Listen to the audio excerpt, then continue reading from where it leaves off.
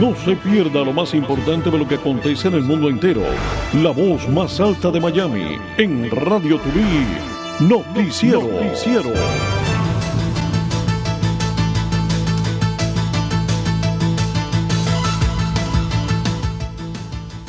Hola, ¿qué tal amigos? Muy buenas tardes, les saluda José Luis Nápoles.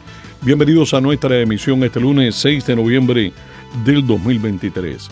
El pasado lunes comenzamos con nuestros noticieros en vivo, hoy un paso más. Apenas una semana después estamos con nuestro noticiero en vivo, pero además con imagen y sonido. Vamos a estar compartiendo, por supuesto, informativamente, analizando lo más importante de lo que acontece en el mundo entero. Ya estoy autorizado a usar espejuelos, estoy de cumpliendo 55 años y de verdad que ha sido pleno de mucha felicidad, de alegría con la familia, con los amigos y desde luego con los colegas de trabajo.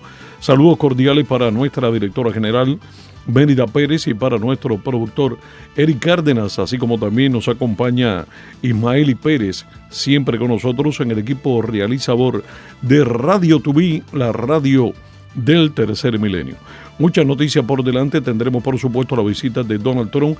Estaremos siendo, hay que decir, el epicentro de la vida política en el país, aquí en el sur de la Florida y de manera particular en la ciudad de Miami, con la presencia de Donald Trump en el Parque Mailander. También tendrá su comparecencia en cortes por allá por la Gran Manzana, por Nueva York. Víctima el 45º presidente americano de esa ofensiva judicial protagonizada por la jueza Leticia James, que prácticamente no le pierde ni pies ni pisada. También tendremos elecciones locales aquí en el sur de la Florida.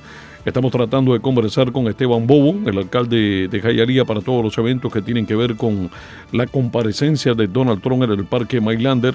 También queremos hablar y compartir las impresiones de la comisionada colombiana Sabina Cobo. Placer inmenso estar comenzando. Gracias por acompañarnos en Radio Tuví, la radio del tercer milenio. Solo por Radio Tuví. Aquí les informamos a toda hora noticias de Cuba, Latinoamérica y el mundo entero.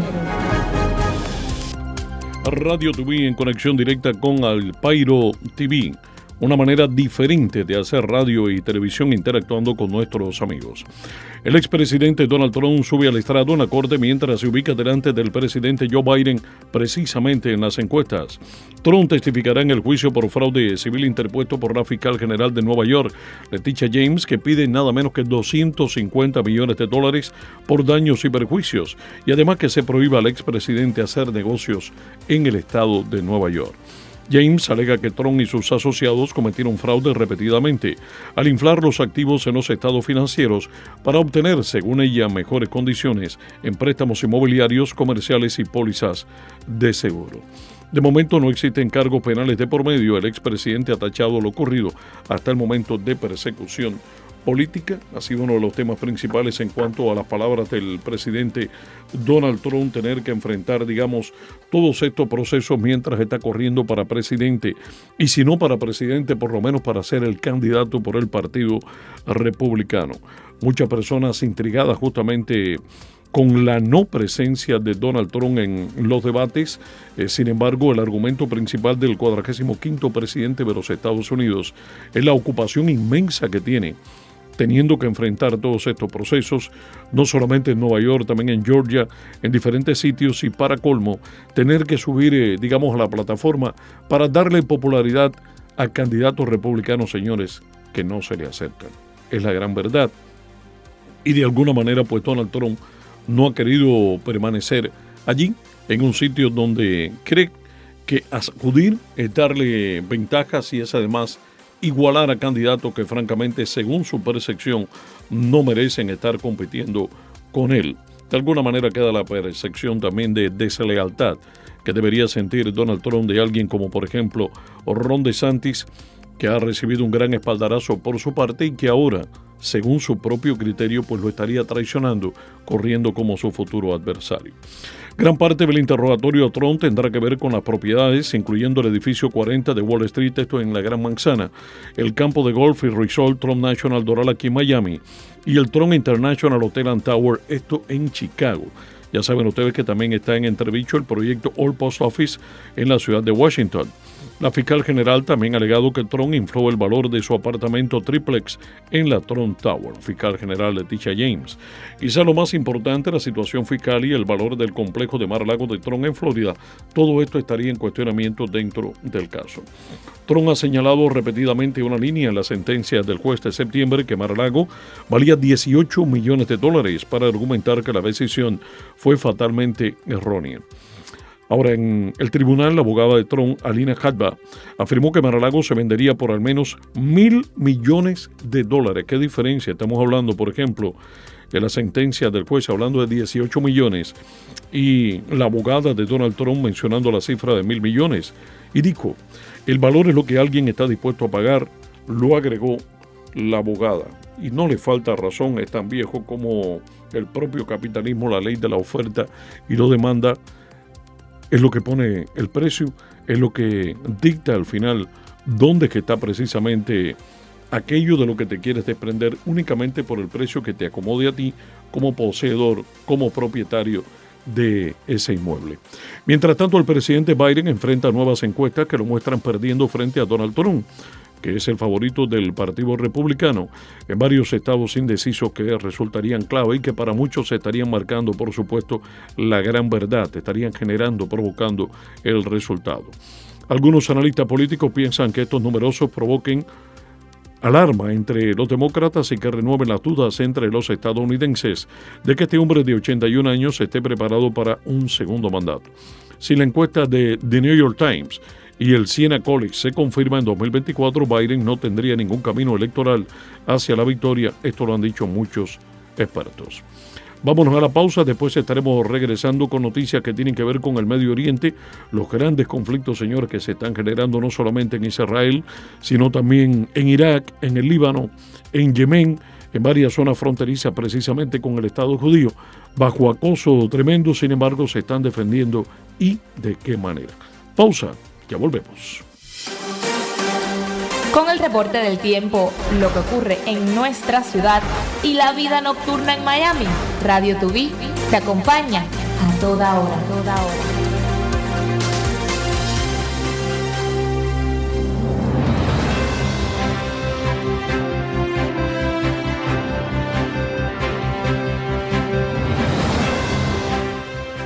Gracias por acompañarnos. Les saluda una vez más José Luis Nápoles en Radio Tubí y Al Pairo TV, llevándoles a ustedes lo más importante de lo que acontece en el mundo entero. El secretario de Estado de los Estados Unidos, estamos hablando de Antony Blinken, analiza en Ankara, Turquía, con las autoridades del país, la guerra y la crisis humanitaria en Gaza. Turquía acusa a Israel de cometer crímenes de guerra contra civiles, guarda silencio respecto a los desmanes cometidos por las fuerzas terroristas de Hamas y ante esto, por supuesto, la reacción del secretario de Estado norteamericano Antony Blinken, que repito, tratando de hacer un trabajo diplomático principalmente por la paz allí en Ankara, Turquía. Escuchemos el resumen. Turquía fue la más reciente parada del secretario de Estado Antony Blinken por Medio Oriente. El diplomático se reunió con el ministro de Relaciones Exteriores Hakan Fidan. Esta gira sorpresiva incluyó una reunión con el presidente de la Autoridad Nacional Palestina, Mahmoud Abbas, en Cisjordania. Además visitó Irak, donde se reunió con el primer ministro Mohammed Shia. Blinken dijo que el propósito de su viaje es enviar un mensaje contundente a cualquiera que piense aprovecharse del conflicto en Gaza para amenazar a las fuerzas en la región, que no lo haga. Blinken escuchó el pedido de líderes que instan a las tropas israelíes a detener sus ataques en Gaza esta mañana, incluyendo funcionarios en Turquía, que tras la negativa de Israel a atender los llamamientos a un alto al fuego e incrementar los flujos de ayuda humanitaria a Gaza, retiraron su embajador de Israel. La visita ocurre en medio de la presión por parte de Estados Unidos a Israel para que haga una pausa en los bombardeos a medida que crece la indignación entre algunos aliados estadounidenses por la catástrofe humanitaria que sigue desarrollándose en la región. Pero en medio de todo, continúan intensificándose los bombardeos. Esta última visita ocurre después de que cientos de personas buscaban desesperadamente sobrevivientes bajo los escombros, resultado de un bombardeo al campo de refugiados Al-Maghazi, en el centro de la Franja de Gaza. Según el ministro de Salud de la ciudad, el ataque mató a decenas de personas y responsabilizó a Israel. La fuerza militar israelí se abstuvo de responder a la acusación. Esta mañana el ejército israelí aseguró que bombardeó durante la noche 450 puestos de Hamas, matando a otro de sus comandantes, y que tomó el control de un complejo militar de Hamas. Por su parte, Hamas publicó un video en el que muestra la intensidad de los combates con las fuerzas de defensa de Israel que han entrado a su territorio. El ejército israelí dijo que tras las últimas operaciones han rodeado completamente la ciudad de Gaza después de los intentos bombardeo por aire, mar y tierra esta última semana. Las fuerzas militares israelíes agregaron que han dividido el territorio de Gaza en dos. El ataque fue acompañado por un apagón eléctrico y la completa eliminación de las comunicaciones en la ciudad.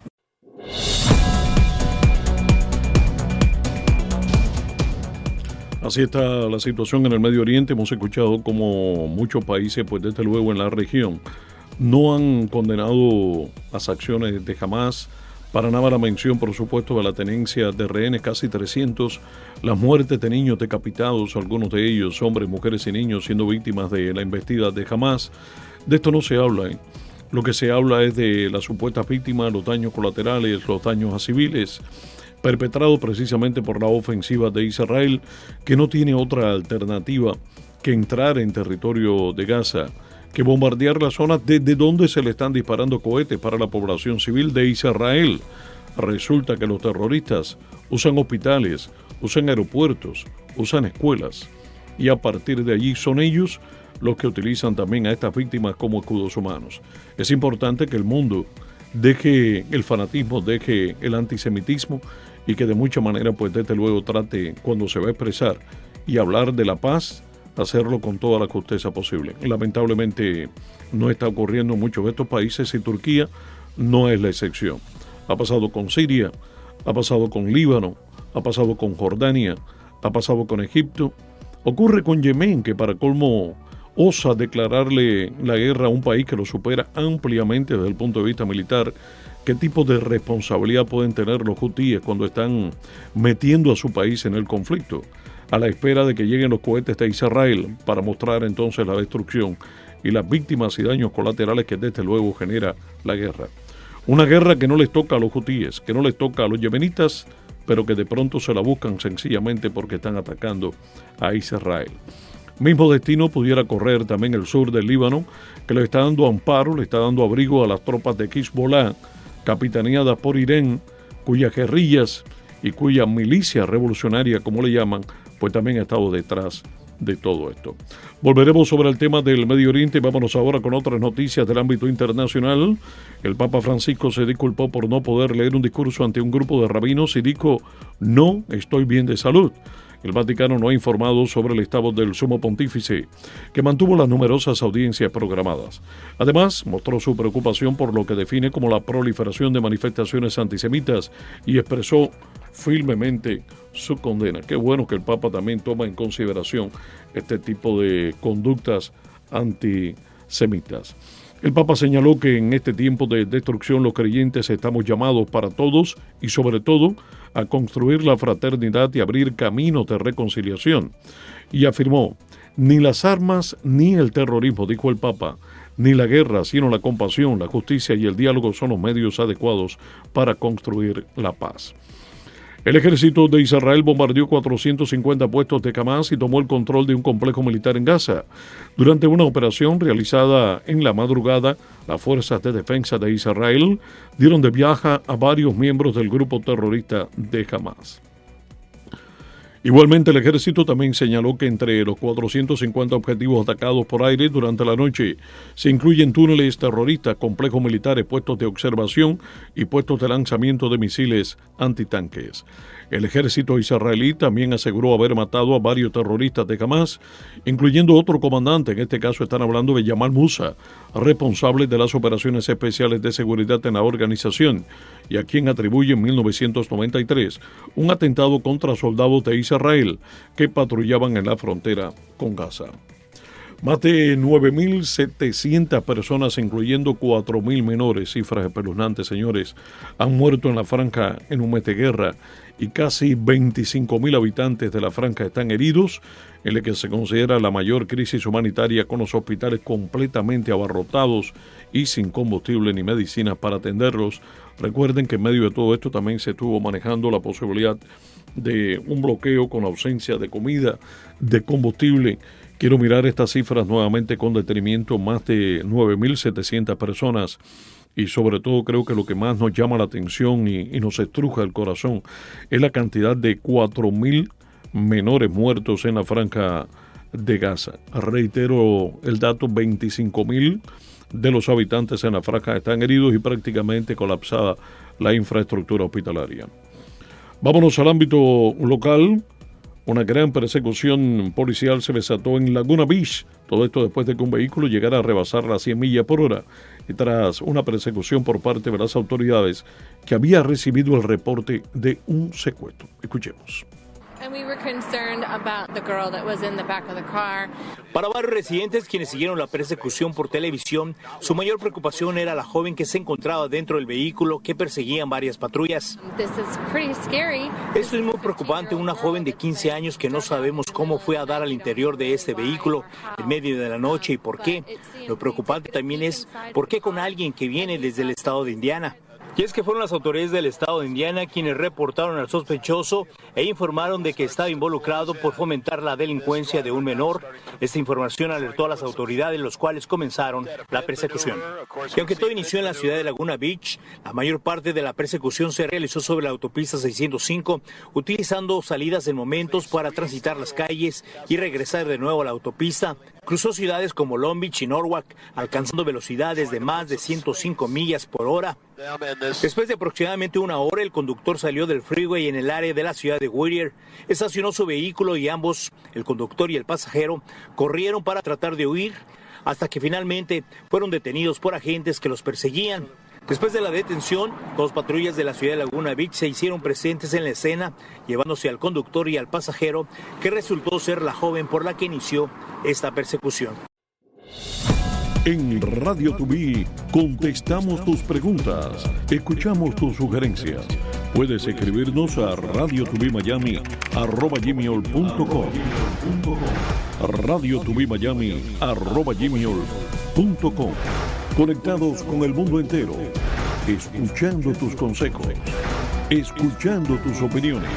Para nosotros son muy importantes. Mantenga la sintonía a toda hora con Radio Tubí, la radio del tercer milenio. radiotubimayami@gmail.com. Lo que te afecta, lo que está próximo a tu vecindario, lo que está ocurriendo muy cerca de tus hijos, noticiero por Radio Tubí, la radio del tercer milenio,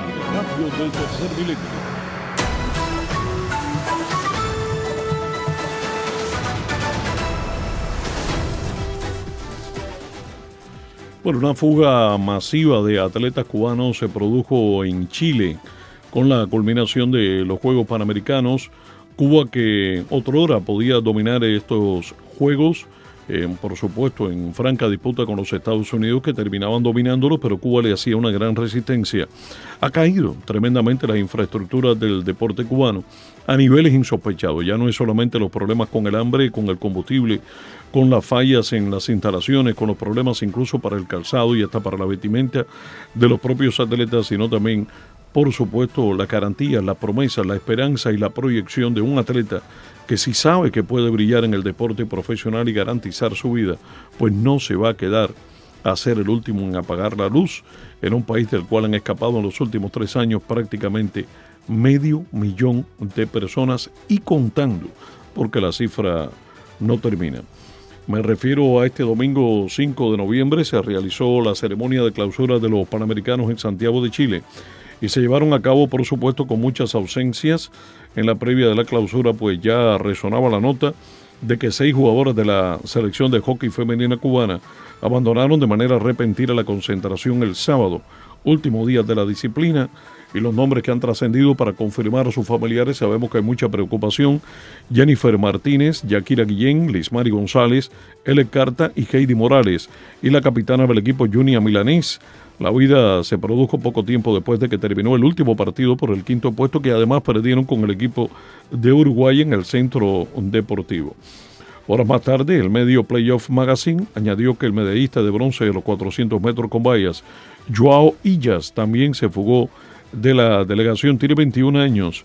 Logró su mejor marca personal en estos Juegos Panamericanos con tiempo de 49.74. Por esta cifra estamos hablando, por supuesto, de los 400 metros con valla. Fue realmente decepcionante lo que vimos en estos Juegos, cuando muchas personas, cubanos de bien, iban a protestar, iban a enviar mensajes precisamente a través de la televisión que se escucha en Cuba, pidiendo la libertad para los presos políticos, enviando mensajes de abajo a la dictadura, y ver cómo una pandilla de tipejos, de gente que se deja usar por el sistema, pues sencillamente se prestaban, atletas de otros deportes vestidos de civil, para aparentar que son chilenos o que sencillamente son cubanos revolucionarios que viven fuera de Cuba. Porque esta es la idea que pretenden vender desde Cuba, ¿no? Que la gente se va, digamos, por causas económicas, hablando en contra de lo que definen como el bloqueo, que no es más que un embargo bien legítimo. Entonces, pues que estas personas se oponen a los que están en contra del régimen dictatorial de la isla. Es una apariencia que intenta vender Cuba para el mundo entero, y para colmo usa atletas, y a uno de los que usó fue al 4 veces campeón olímpico de la lucha, Mijaín López. Decepcionante, le he perdido todo el respeto a Mijaín López, creo que un gran atleta, pero un pésimo ser humano. Si tú eres un hombre fuerte, que domina las artes marciales, que pesas más de 300 libras, me parece que no eres más que un aprovechado y un abusador cuando vas a emprenderla a golpes con una persona que se está manifestando porque sencillamente está haciendo uso de su derecho a la libre expresión, bien sea en contra del régimen o si lo hace a favor. Tampoco podemos ser nosotros, miamense, por ejemplo, gente que se opone al régimen, quien tratemos de callarle la boca a alguien porque no maneje nuestros propios conceptos políticos. Creo que hace un muy mal uso de su figura, de su prestigio, el atleta Mijaín López, cuando se presta para semejante barbarie. Y creo que no podremos verlo igual en lo adelante, más allá de que no sea indiferente o no su trabajo representando, digamos, al pabellón cubano en los eventos internacionales. Ya saben ustedes lo que queremos de muchos de estos deportes con disciplinas amateurs que no se enfrentan en igualdad de condiciones precisamente a los que en realidad son los mejores del mundo en su respectiva disciplina. Muy lamentable, y creo que la mejor respuesta pues aparece en el seno de esas propias delegaciones cuando la gente dice adiós, dice no quiero seguir aquí, a pesar de haber participado meses atrás o semanas atrás en esas ceremonias de juramento, de abanderamiento, y donde bajo las arengas políticas pues se habla no solamente de representar a tu país, a tu equipo, sino también a un sistema dictatorial en el que prácticamente no cree absolutamente nadie.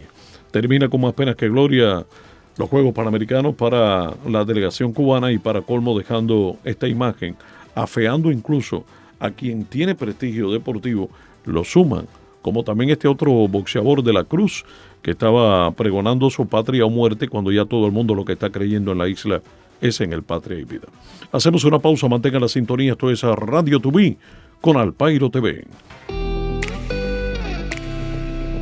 Efemérides.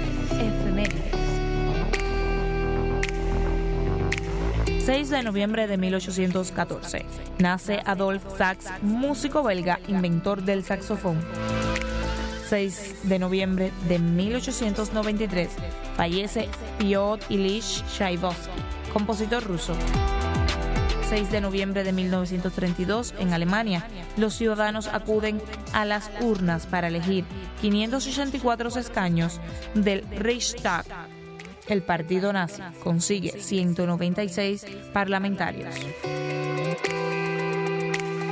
El 6 de noviembre de 1975, unos 350.000 civiles y 25.000 soldados marroquíes inician la Marcha Verde sobre el Sahara, con la intención de anexionarse el territorio colonizado por España.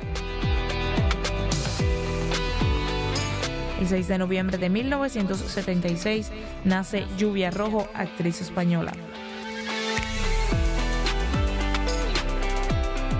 Efemérides.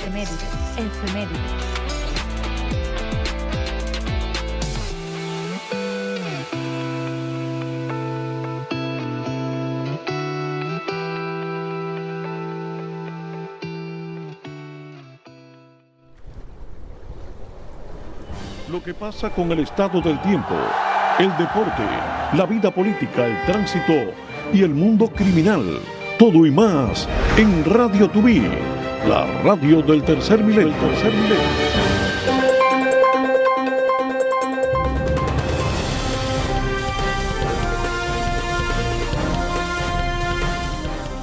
Bueno, muchísimas gracias por la efemérides, nuestra colega Ismaili Luzardo, lista con nosotros en la efemérides. Nos llega una información de última hora. Continúa el fuego cruzado en la frontera con el Líbano y Israel. Responde, señores, acaba de responder al lanzamiento de 30 cohetes de Hamas. Los reportes a través de diferentes medios en todos los idiomas, las fuerzas de defensa de Israel indicaron que parte de los proyectiles de la brigada de Kazán fueron interceptados por su sistema de defensa antiaéreo y otros impactaron en áreas despobladas. Ya conocen ustedes el sistema definido como la cúpula de acero. El grupo terrorista palestino se adjudicó el ataque previo con todo el orgullo que asumen ellos, por supuesto, cuando de matar israelíes se trata. 30 cohetes desde el Líbano por parte de milicianos de las brigadas Al-Qassam. Vean ustedes, también en el Líbano no solamente las tropas de Hezbollah, también milicianos de las brigadas llamadas Al-Qassam.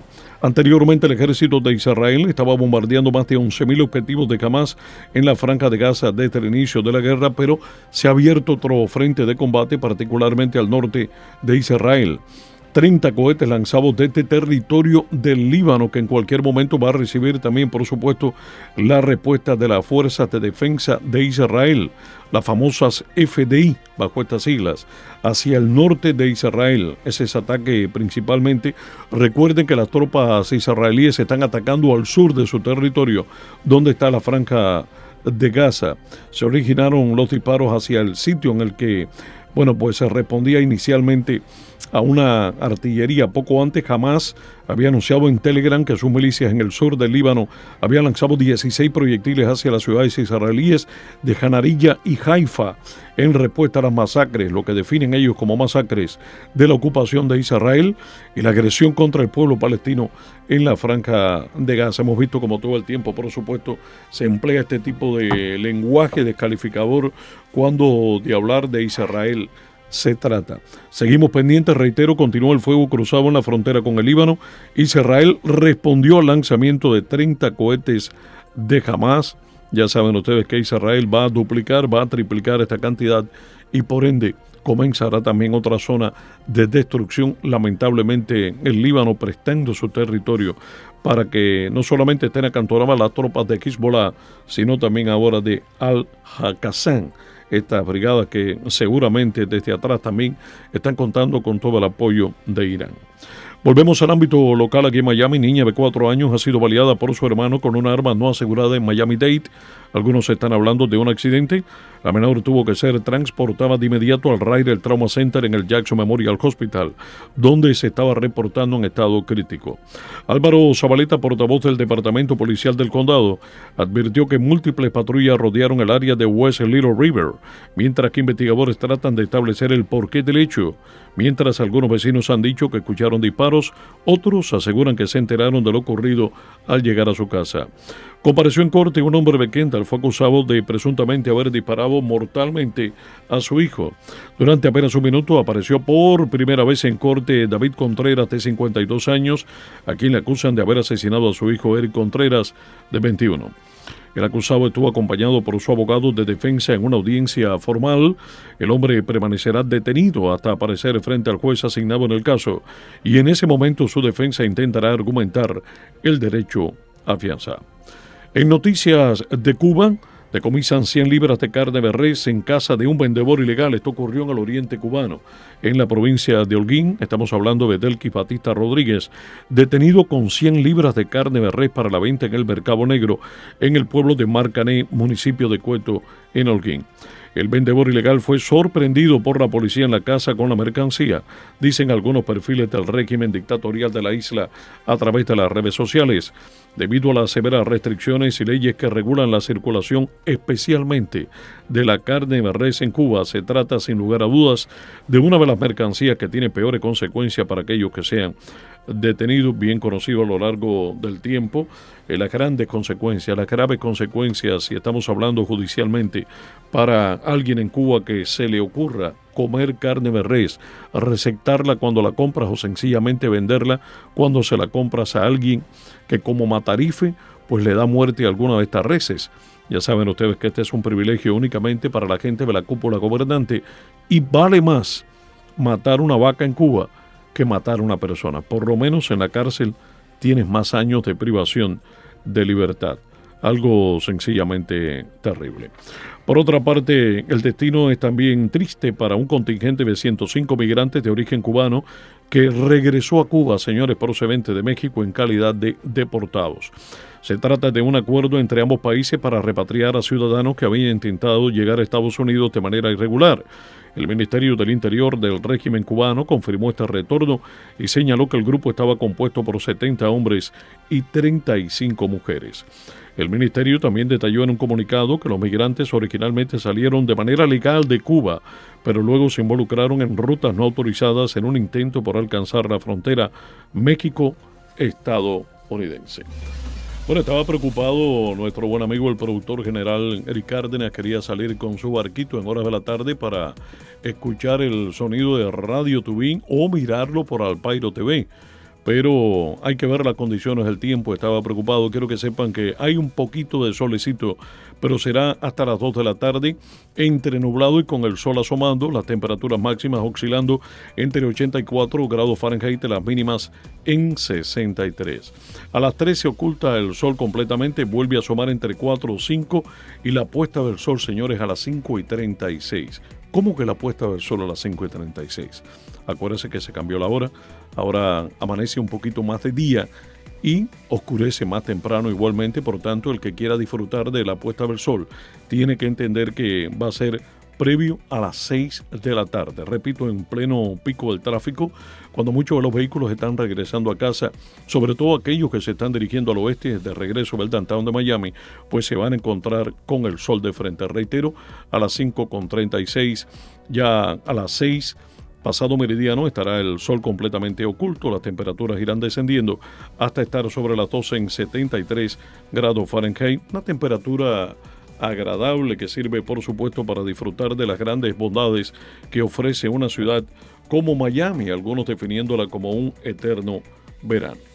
En noticias del mundo del espectáculo ha fallecido lamentablemente el cantante Iván Cruz, el llamado rey de los boleros. Su esposa confirmó la muerte. El artista tenía 77 años. El cantante peruano Iván Cruz, conocido en su país como el rey del bolero, murió este lunes en Lima a la edad de 77 años de edad. Esto lo informó el Ministerio de Cultura. Lamentamos informar el sensible fallecimiento del cantante Iván Cruz, reconocido bolerista peruano cuyo éxito alcanzó gran parte de Latinoamérica, señaló Cultura en un mensaje publicado en su cuenta de X. Su esposa Julia Flores confirmó también a la emisora la muerte del cantante. Hemos conocido recién de esto. No podemos homenajearlo, Eric, con algún tema, porque recién escuchamos de la información del cantante peruano, repito, Iván Cruz. Por otra parte, muere también un actor de Black Panther y Avengers, de los Black Panthers, y de Avengers, en un trágico accidente con sus hijas. El carro de la familia se estrelló violentamente con un camión que estaba detenido en la vía por una falla. El actor de películas Black Panther y Avengers, estamos hablando de Taraji Ramsés, solamente 41 años, señores, reconocido en su participación en distintas producciones de Hollywood como doble de riesgo y acróbata. Formó parte de más de 90 películas y series en el área de arte, producción y tomas de acción, como The Hunger Games, Catching Fire, Avengers Infinity War. Allí demostró sus habilidades en escenas de riesgo en las que por un momento encarnaba a los personajes principales. O sea, no se trata de un doble típicamente, sino también de uno de estos actores que tenía la capacidad no solamente de reemplazar al actor principal, sino también hacer dote de su histrionismo. 2 ecologistas rompen el cristal de una pintura Diego Velázquez. Esto ocurrió en el National Gallery en Londres. Usaron un martillo contra la obra del pintor español titulada La Venus del Espejo, y el momento fue captado en video. Una pintura, repito, de Diego Velázquez. Los manifestantes, según la fuente, utilizaron martillos de seguridad con el objetivo de romper el cristal que protege la pintura La Venus del Espejo, pintada por Velázquez en el siglo XVII, y los 2 han sido detenidos bajo la sospecha de provocar daños materiales. Prácticamente son todas noticias negativas en el mundo del espectáculo. Por otra parte, hay 10 películas que se estarán moviendo para el 2025 debido a la huelga de actores en Hollywood. Varios expertos allí aseguran que si el conflicto huelgario actual no se resuelve de forma inminente, varias series deberán ser canceladas y los efectos en la cartelera cinematográfica pudiera ser sencillamente desastroso. Y nos vamos con el boricua Jerry Rivera, que se presentará por primera vez en el Día Nacional de la Salsa con Z, según lo reporta el Nuevo Día de Puerto Rico. El evento, donde celebrarán su 40 aniversario, se va a llevar a cabo el domingo 17 de marzo de 2024 en el Estadio Irán Víctor en Atorrey. Son las noticias del mundo del espectáculo en Radio TV, hoy con Alpairo TV. Imagen y sonido, arrancando así en este formato 6 de noviembre del 2023. Prácticamente estamos en la recta final. Gracias por acompañarnos. Nosotros estamos terminando. Esto es Radio TV con Alpairo TV. Les habla José Luis Nápoles a nombre del equipo que integro junto con Ismael y Luzardo, también Eric Cárdenas y por supuesto Mérida Pérez. Los invitamos para que mantengan la sintonía en Radio TV y en Alpairo TV. Mañana volveremos con ustedes. Gracias.